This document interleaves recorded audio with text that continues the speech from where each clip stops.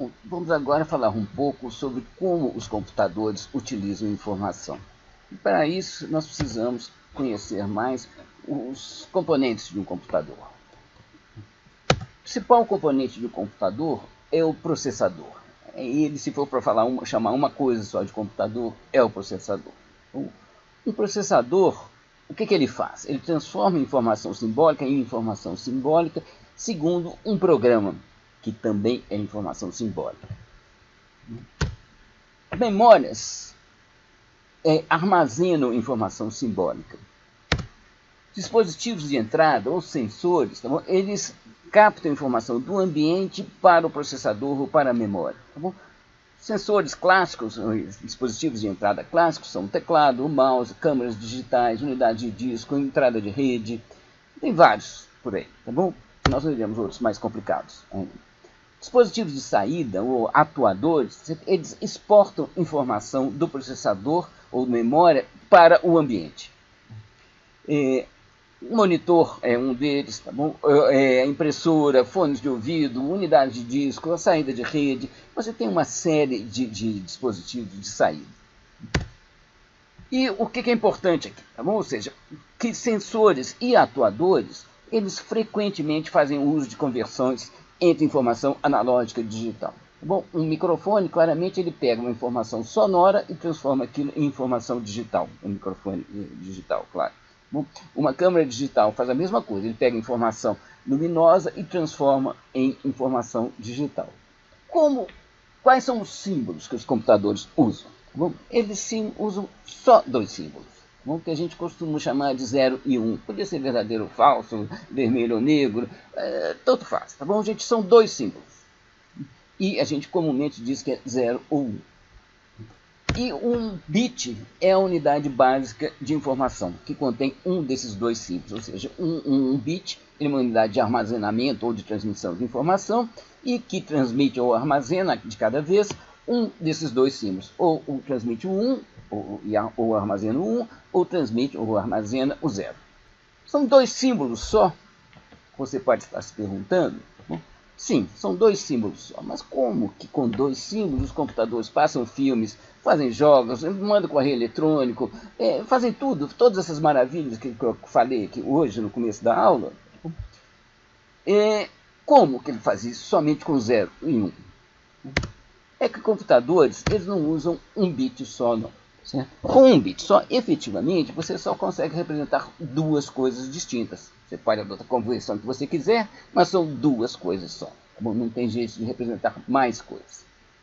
Mas, se você juntar mais um bit, com 2 bits, você tem aqueles dois que você tinha anteriormente, tá bom?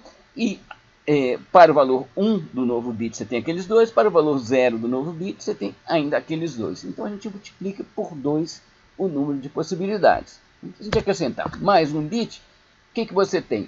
Mesmo raciocínio, você tem todas que você tinha anteriormente, precedidas por 0 ou por 1. Ou seja, a cada bit que a gente acrescenta, a gente multiplica por 2 a possibilidade. Se n for o número de bits, a gente consegue representar 2 elevado a n coisas distintas.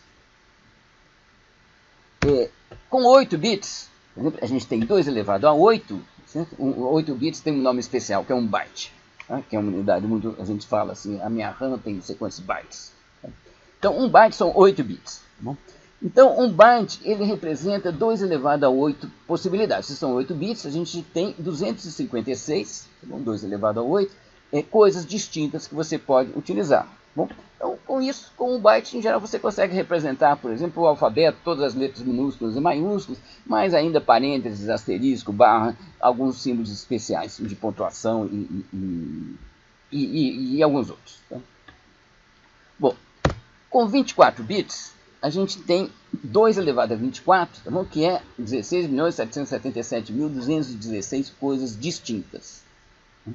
A gente consegue representar um pixel, que é uma unidade de imagem que a gente vê em imagens digitais, tá? Com excelente qualidade. A gente pega 8 bits para cada nível de cor, bom, vermelho, red, green, blue, certo? Vermelho, verde e azul. Bom, você pega 8 bits, você tem 256 níveis distintos para cada uma dessas cores básicas, e com as combinações desses três conjuntos de 8 bits cada, você consegue representar cores com uma qualidade bastante aceitável para todos. Crescendo ainda mais, gente, com 80 bits a gente já consegue representar, gente, 2 elevado a 80, que tem até um nome especial, um iota, tá bom? Que é esse número aqui absolutamente impronunciável de coisas diferentes, certo? Que a gente consegue representar. Bom, e bits, gente, bits são muito baratos e compactos. O meu celular ele tem 8 GB de memória, ou seja, são 8 bilhões de bytes ou 64 bilhões de bits. Ou seja, na memória do meu celular, tá bom, a gente pode representar se 2 elevado a 80 é esse número aqui, gente, no meu celular a gente consegue representar 2 elevado a 64 bilhões de coisas distintas. Ou seja, o que eu quero concluir? O uso do sistema binário não é de forma alguma uma limitação para as coisas que o computador consegue representar. Aqui só para ilustrar um pouco, aqui os prefixos, só para a gente acostumar com essas unidades aqui de quilo, mega, giga, que a gente usa o tempo todo. Isso aqui, gente, é uma apropriação indébita que nós da computação fizemos de terminologia que já existiam anteriormente com o sistema métrico e outros sistemas. Tá bom? Então 1 quilo é 1000, tá bom? E, entretanto, como 1024 é parecido com 1000, está muito próximo de 1000, certo? Nós chamamos de 1K, né?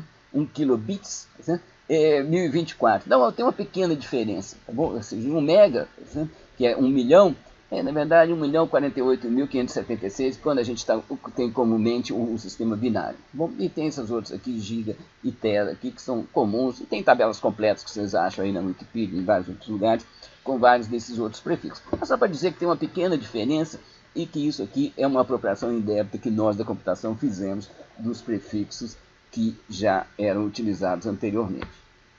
Como que os bits são tratados pelos computadores? Bom, primeiro eles têm que ser anotados ou transmitidos. Né? Então eles são representados por voltagens ou por correntes, ou por um comprimento de onda de rádio, ou por um comprimento de onda de luz numa fibra ótica, tá bom? Ou por qualquer outro suporte, um campo magnético, qualquer outro suporte físico adequado. Existem circuitos ou dispositivos, né, que realizam transformações sobre bits, ou sobre conjunto de bits. Circuitos que armazenam bits e circuitos que transmitem bits. Bom, é assim que os computadores trabalham, nós vamos ver isso com bastante detalhe nas próximas aulas. Bom, você pode estar se dizendo, você pode ter ficado convencido que com o fato de crescer com 2 elevado a n, certo? A gente usar um sistema binário não é nenhuma limitação. Mas, gente, por que não utilizar, por exemplo, uma base desta, certo? A gente representar 10 símbolos distintos, tá bom? Com n dessas unidades básicas de armazenamento, certo? A gente representaria 10 elevado a n, ou seja, bem mais do que 2 elevado a n.